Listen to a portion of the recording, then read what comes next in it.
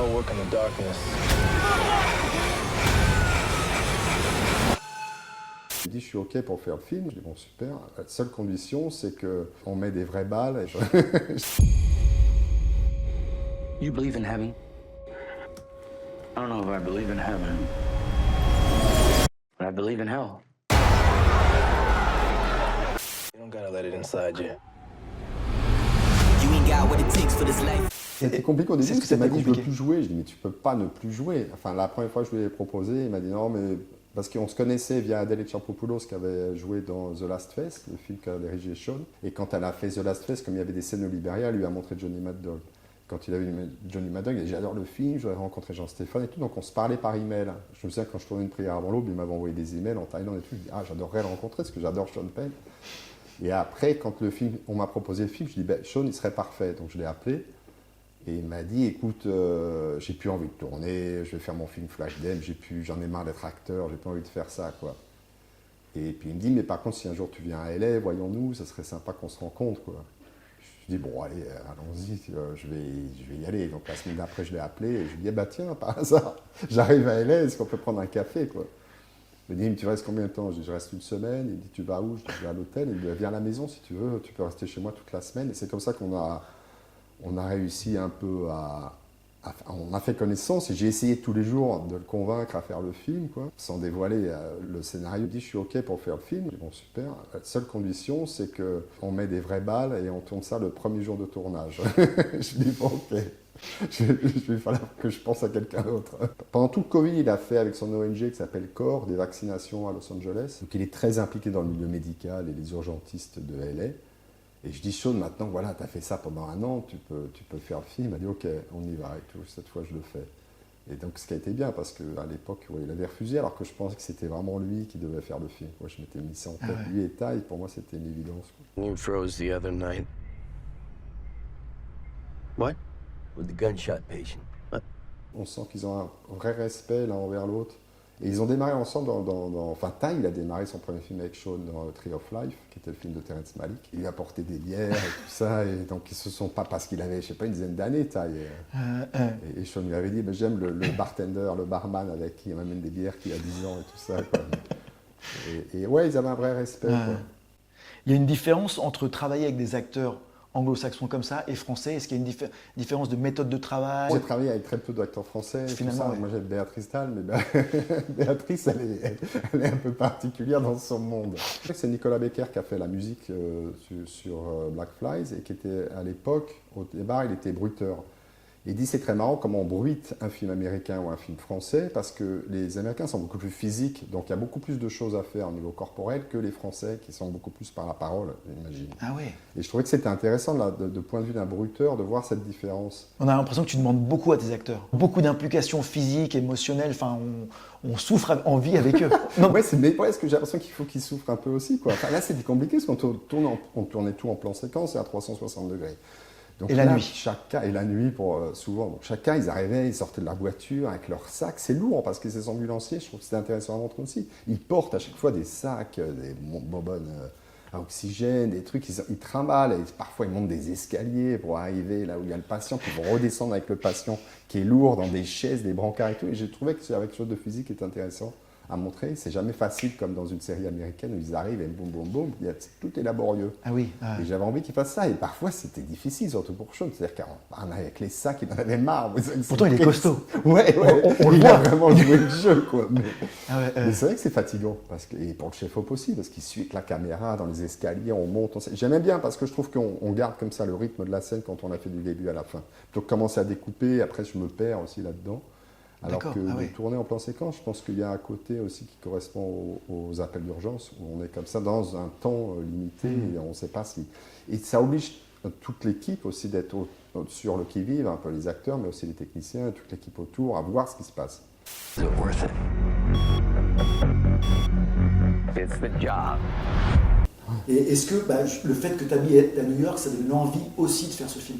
qui tournait à New York. Ouais, je crois que quand j'ai déménagé au départ, c'était pour faire un film, j'avais envie d'y tourner. Ça fait 15 ans maintenant que je suis là-bas. Que c'est vrai qu'on est tous attirés par New York en tant que cinéphile, parce qu'il y a eu énormément de films. Et puis il y a quelque chose de très graphique. J'avais un autre projet à l'époque qui s'est pas fait, et quand les producteurs sont venus me voir avec le livre Black Fly, je me dis c'est super, parce que d'abord c'est un milieu qui me fascine, tous les urgentistes comme ça de New York. C'était un moyen de rentrer dans la ville presque de l'intérieur, à travers les organes de la ville, quoi, et de filmer New York presque comme un corps avec toutes ses artères et tout. Et ces ambulanciers qui ont accès à un New York qu'on ne connaît pas. Et ça, c'est toujours fascinant. Ouais, un New York qu'on ne peut pas voir parce qu'on peut passer à côté quand on vit, même à Paris. Je pense que si d'un coup, on se dit, tiens, ce soir, je vais dormir dans la rue, ben, on va découvrir un autre Paris, c'est-à-dire qu'on sort d'une espèce de zone de confort. Et là, c'est ce qui m'intéressait avec New York, c'était d'essayer de sortir de ma zone de confort. New York développe vraiment l'imaginaire du cinéma. Et forcément, dans ton film, on pense parfois à Scorsese, tu vois, on pense forcément à Tango Ouvert parce que c'est son film sur les ambulanciers. C'est le seul sur les ambulanciers, bizarrement. Même Taxi Driver, moi j'avance, ou même du Abel Ferrara ou des choses comme ça.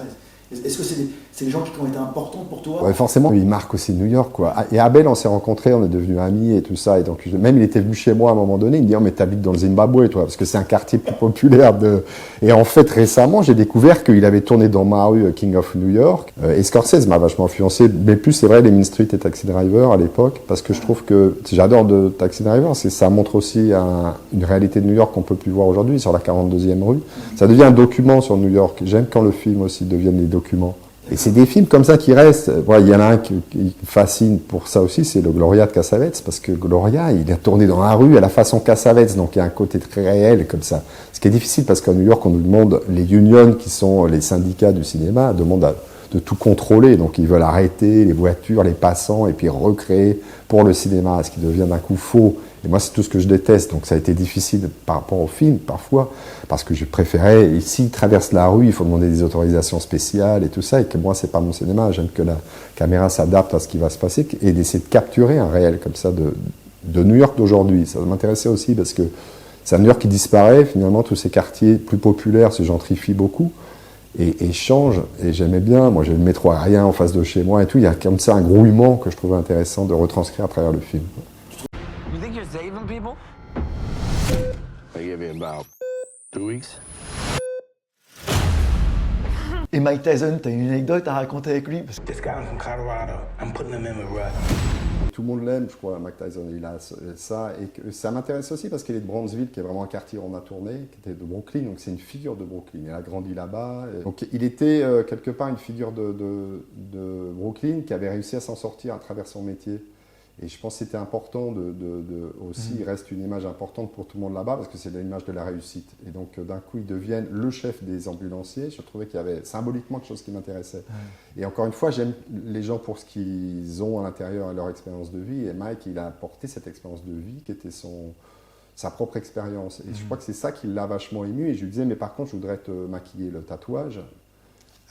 Autant le film d'avant, Une prière avant l'aube, c'est que des prisonniers tatoués, mais là j'avais pas envie de ce tatouage sur le visage, et il me dit mais ça me plaît, parce que d'habitude je joue toujours Mike Tyson, et là je vais jouer comme un acteur, et donc ça le motivait, il était très heureux sans son maquillage. plein de jeunes réalisateurs qui sont appelés par les États-Unis, par Hollywood. Récemment, il y en a eu 2 là qui ont fait des films d'horreur. Il y a Stéphane Vanissa qui a fait Vermine, un film d'horreur avec des araignées. Ouais, et donc ça s'appelle super. Mathieu Théory qui a fait Gueule Noire, qui a appelé aussi. Est-ce que tu aurais des conseils, toi qui travailles aux États-Unis, à leur donner, une chose qu'il faut se Les méfier? États-Unis, c'est compliqué, parce que moi je suis allé, il y a eu aussi cet appel quand j'ai fait Johnny Mad Dog, j'ai eu un agent américain, et j'ai reçu plein de scénarios. Donc on se dit, ah c'est super, parce qu'il y a plein de scénarios qui arrivent. Après, c'est une grosse industrie, donc il y a plein de films, et plein de gens qui te proposent des choses, et peu qui se font au final. Donc c'est un peu ça le danger, c'est-à-dire que moi j'ai travaillé sur énormément de films aux États-Unis qui finalement se sont jamais faits. J'ai passé 3-4 ans sur un film qui s'appelait Mission Blacklist avec Robert Pattinson, qu'on avait fait en Irak. Ça m'a pris 3 ans de recherche. J'aime bien aussi ça, mais du coup, au final, ça se fait pas, donc on perd un temps fou, quoi. Parfois, on me dit, mais pourquoi tu as fait si peu de films en tant d'années? Mais c'est parce qu'il y a aussi Hollywood qui fait perdre du temps. Donc c'est à la fois, c'est super, et en même temps, il faut faire attention. Je pense que c'est plus facile pour un Français d'arriver à faire un film de genre là-bas et tout, parce qu'il y a une demande en ce moment de films de genre. Après, dès que c'est un peu plus particulier, c'est compliqué. Le cinéma aujourd'hui, de toute façon, c'est pas simple à monter. Donc Hollywood est une belle opportunité. Il ne faut juste pas attendre que de Hollywood, parce qu'il y a aussi beaucoup de choses autour qui font que c'est pas si simple. Cannes, Black Flies, on dirait qu'il a divisé. Il y a des gens qui ont été ébahis par le film et d'autres qui ont eu une réaction viscérale. Ouais, de Mais- rejet. Donc, est-ce que c'est quelque chose qui te surprend, auquel tu t'attends? Est-ce que c'est difficile à vivre? Comment ça Non, se je passe crois que quelques c'est mois plus important. tard? Je pense sur un film qui partage, ça me plaît aussi parce qu'au moins ça veut dire qu'il y a un point de vue, j'ai l'impression, ou quelque chose qui gêne, ça ne me déplaît pas. Et c'était la même chose sur Une prière avant l'aube avant. J'ai des gens qui ont détesté, des gens qui ont adoré, et rarement au milieu, mais c'est un départagé. Johnny Maddock pareil, donc j'ai un peu l'habitude de ça. Sauf que d'un coup, en arrivant en compétition, ça a eu un impact plus fort parce que d'un coup aussi, beaucoup de gens qui ne s'étaient pas intéressés forcément ni à Johnny ni à Une prière, parce que c'était un en Afrique, un autre en Thaïlande, ça intéresse moins une certaine presse française. C'est D'un New coup, en York, il y a Sean compétition, Penn, ouais. New York, on se dit, c'est une violence comme ça, qui est dans un New York qu'on n'a pas envie de voir comme ça, j'ai l'impression. Il y a aussi un rejet de ça. C'est-à-dire que c'est choquant de voir un New York plus difficile, on va dire, un New York plus presque tiers-monde que le New York que tous ces gens peuvent avoir en tête, mais c'est pourtant la réalité du terrain. Après, je crois que quand on fait des films, il faut être habitué à ça. Et plaire à tout le monde, c'est aussi le danger que le film disparaisse après, parce que c'est du moment, et puis après, d'un coup, le film est oublié. Mais c'est rare, un cinéaste qui va vraiment rallier et rester après, que les films vont rester et tout. Il y en a assez peu, quoi. Même Kubrick, dont on adore tous les films aujourd'hui, et que personne ne va dénier, quand il a sorti ses films, ça n'a pas été simple, quoi. Fincher, c'est pareil. Quelqu'un, quand il y a eu Fight Club, Libé avait titré le navet de l'année. Quand Libé titre le navet de l'année de Fight Club à l'époque, on relit avec le recul, on se dit, bon, est-ce que Libé a raison? Je suis pas sûr. T'es déjà sur un autre projet? Je travaille sur un film que j'ai écrit et que j'ai en tête depuis longtemps, quoi. Et donc j'espère qu'il va se faire assez rapidement, que je ne vais pas attendre 5 ans avant que ça puisse se faire, quoi. Donc il est écrit, il est quasi financé, donc j'espère qu'on va démarrer très vite, ouais, qui s'appelle Addicted to Violence, et qui est un peu à travers un photographe qui parcourt le monde, qui essaie de comprendre la violence. Je crois que c'est important dans notre monde d'essayer de se positionner face à la violence, de la comprendre, et de la montrer de façon réaliste et pas seulement comme un divertissement, quoi. Le cinéma la montre comme un divertissement, et en même temps on est tous touchés par la violence à un niveau personnel. Et je pense que le cinéma peut permettre cette réflexion et de casser le tabou, même si on ne le cassera jamais, mais il y a un vrai tabou sur la violence qui m'intéresse, à travers ce prochain film, d'explorer. I told them it was a mistake. Get away from me. Seriously, man, be careful. We all work in the darkness. You don't gotta let it inside you. You ain't got what it takes for this life here.